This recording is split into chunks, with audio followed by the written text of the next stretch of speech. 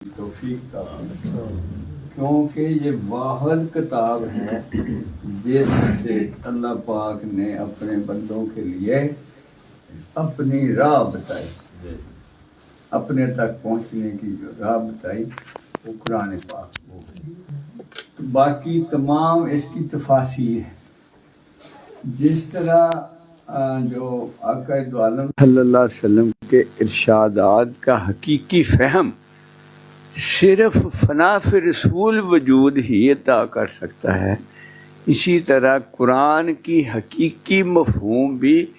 نبی اللہ پہ اترا ہے۔ آپ کے ارشادات کی روشنی میں لوگوں نے اس کی تفاسیر کرنے کی کوشش کی، کیونکہ یہ ایک پرویزی مجھے ملا تو وہ نماز کے باغی ہیں ذرا اور کہہ رہے ہیں یہ فلاں پہ اتری فلاں۔ میں کہا کہ ہم تو آقا دو عالم صلی اللہ علیہ وسلم کو فالو کرتے ہیں، کیونکہ جن پہ اترا ہے سب سے زیادہ قرآن کو وہی سمجھتے ہیں۔ وہ مان گیا اس بات کو کہ میں کہ سب سے زیادہ کون سمجھتا ہے، کہتے آقا دو عالم صلی اللہ علیہ وسلم، وہ ایسے میں ہی آقا دو عالم کہتے ہیں، وہ بھی وہ نبی اللہ کہتے ہیں۔ سب سے بڑی جو بندے کی بربادی ہوتی ہے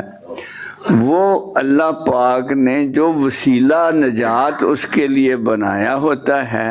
کہ اس وابتغوا الیہ الوسیلہ تھا، میرے تک پہنچنے کا کوئی وسیلہ اختیار کرو، اور سب سے بہترین وسیلہ انبیاء کرام ہے۔ انبیاء کرام سے بڑھ کر کے انبیاء کا سردار محمد رسول اللہ صلی اللہ علیہ وسلم، آپ سے جتنی گہری وابستگی ہوگی اتنا ہی قرآن کا فہم اس کو نصیب ہوگا۔ یعنی فنا فی رسول آپ لفظ استعمال کر سکتے ہیں کہ جو فنا فی رسول ہوگا وہ قرآن کو سمجھ سکے گا، اس کے مفاہیم۔ اب بہت ہو گیا ہے کہ جو کوئی اٹھتا ہے بڑے لفظوں میں ترجمہ، فلاں میں ترجمہ، یہ میں ترجمہ، یہ گرامر کے ماہر ہیں، یہ فہم رسول صلی اللہ علیہ وسلم کے وارث نہیں ہے۔ وہ جو ہے نا انہوں نے کم سے کم لکھا ہے۔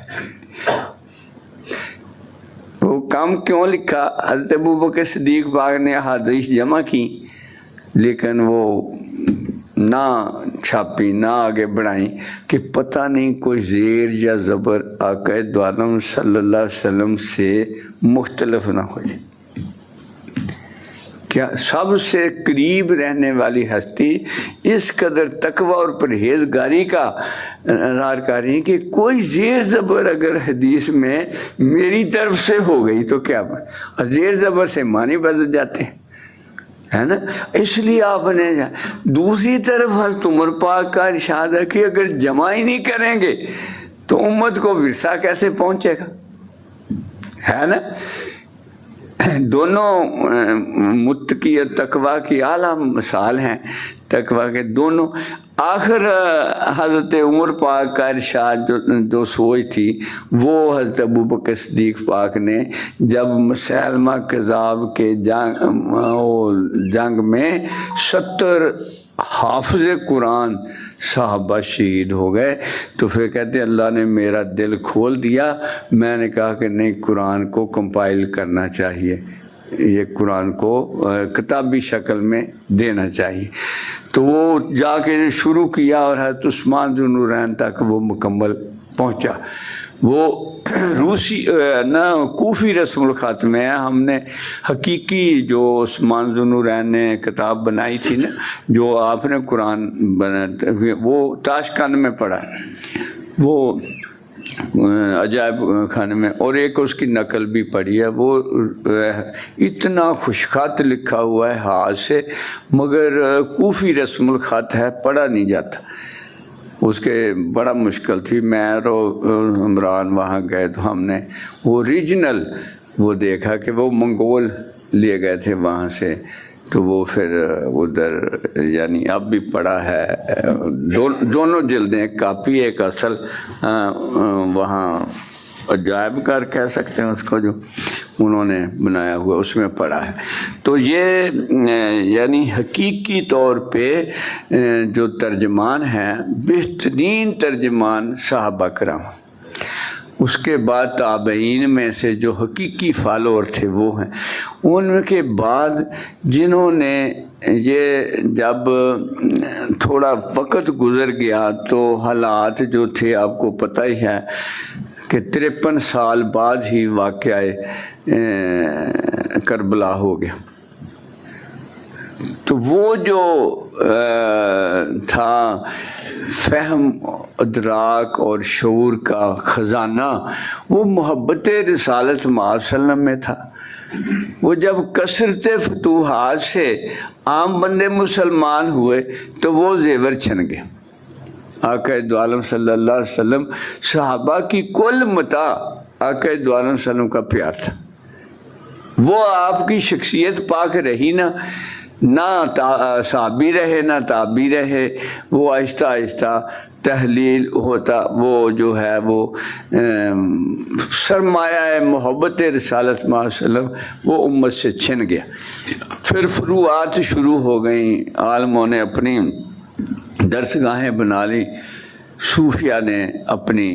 بنائی۔ سب سے پہلی درگاہ جو کسی صوفی نے بنائی وہ میں نے کل پڑھی، کہ میں آپ کو بتاتا ہوں کہ وہ اس لیے کہ وہ بھی ان فروعات کو دیکھ کے تنگ آ گیا کہ آقا دو عالم صلی اللہ علیہ وسلم کے سینہ کی خیرات تو یہ ہے نہیں، یہ اپنے آپ معنی کیے جا رہے ہیں۔ تو سب سے پہلی جو درگاہ بنی تھی وہ میں آپ کو ادھر سنانے کی کوشش کروں گا۔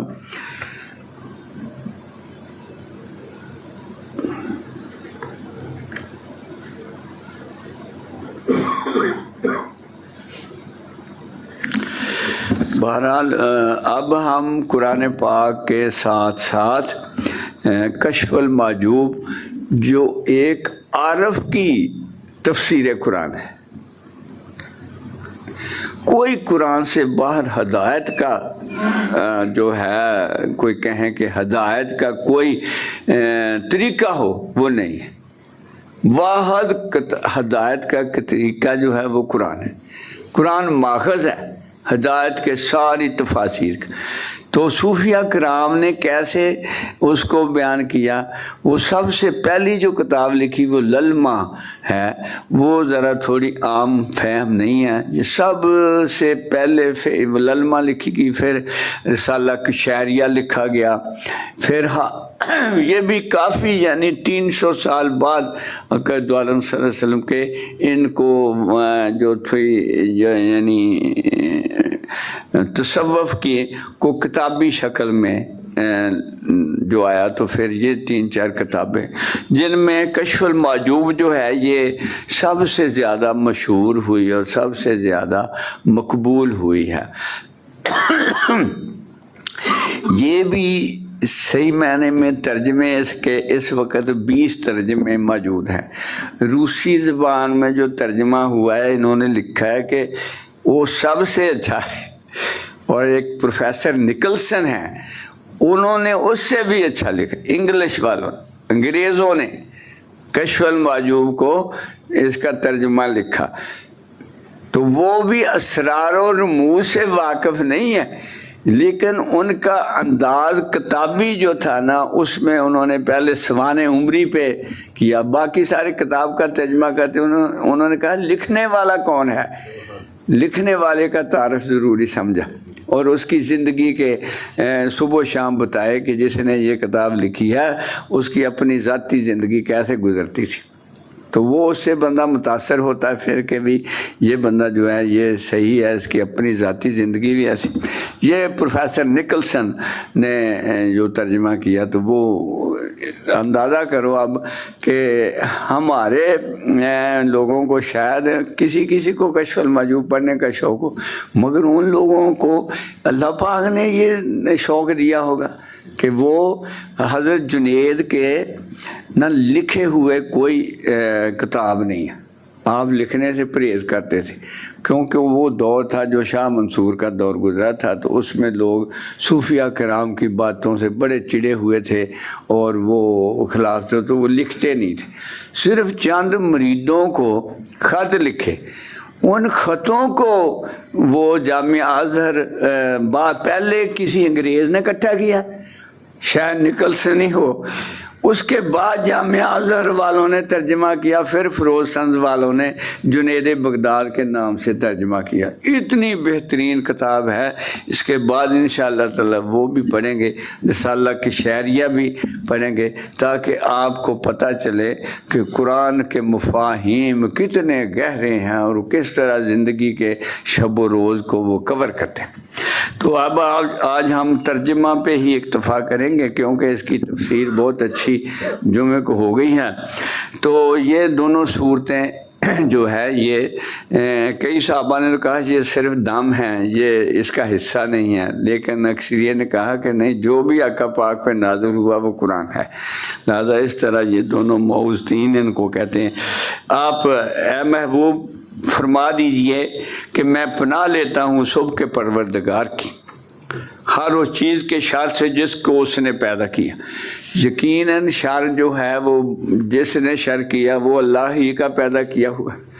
کیوں جی، جادوگر بھی سارے پیدا تو اللہ نے ہی کیے ہیں، آگے وہ جو ہے وہ گڑبڑ کر گئے کہ انہوں نے اللہ کی راہ چھوڑ دی اور انسانوں کے خلاف کر دی۔ جس کو اس نے پیدا کیا، اور خصوصاً رات کی تاریکی کے شر سے جب وہ چھا جائے،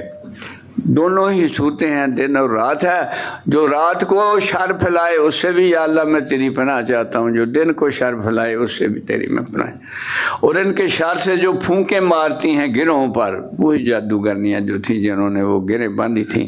ان سے میں تیری پناہ مانگتا ہوں۔ جب بندہ اللہ کی پناہ میں آ جاتا ہے تو پھر اس کو کسی کی پرواہ نہیں ہوتی،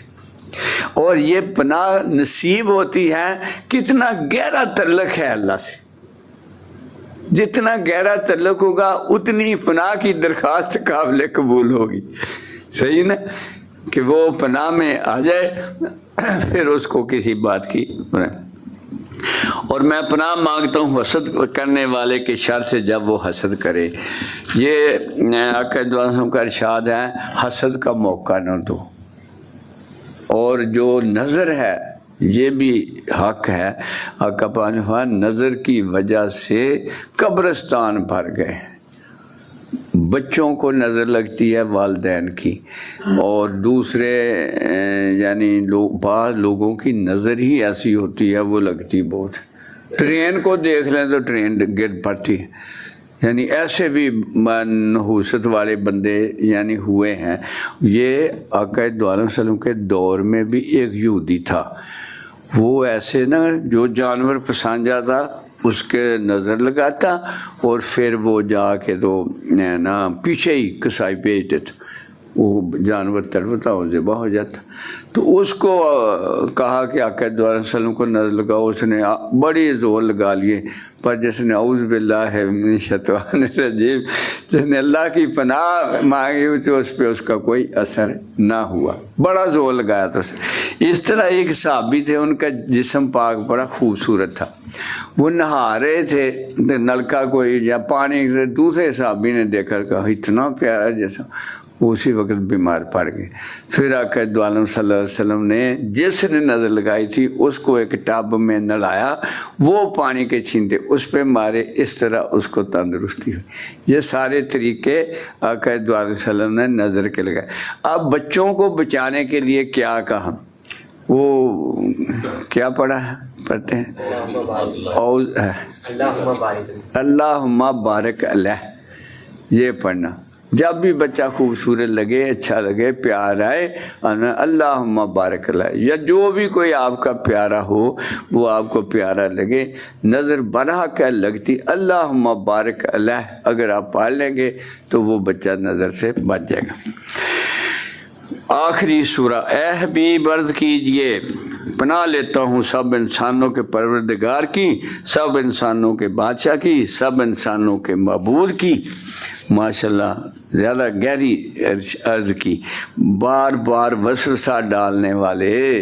یہ شیاطین، جو منفی وسوسے ڈالتے ہیں کہ یار یہ کیسے ہو گیا، یہ کیسے ہو گیا، یہ کیسے، بار بار پسپا ہونے والے کے شر سے، وہ بھی جو کرتا تھا آپ پہ بار بار وار کرتا تھا نظر کا، نہیں ہوا اللہ پاک نے وہ بھی کہہ دے، وہ جو بار بار کوشش کر رہا ہے آپ پہ نظر لگانے کی، اس سے بھی پناہ اللہ کی پناہ میں آ جائیے۔ جو وسوسہ ڈالتا رہتا ہے لوگوں کے دلوں میں، اس سے بھی، خواہ وہ جنات میں سے ہو یا انسانوں میں سے، اللہ پاک نے یہ بہترین تحفظ فرما دیا کہ میرے بندو، میرے راستے پہ چلنے والوں، میری بارگاہ کی پناہ مانگ لو، تمہیں کائنات کا کوئی شر، فساد، وسوسہ یہ آپ کو تنگ نہیں کر سکے گا۔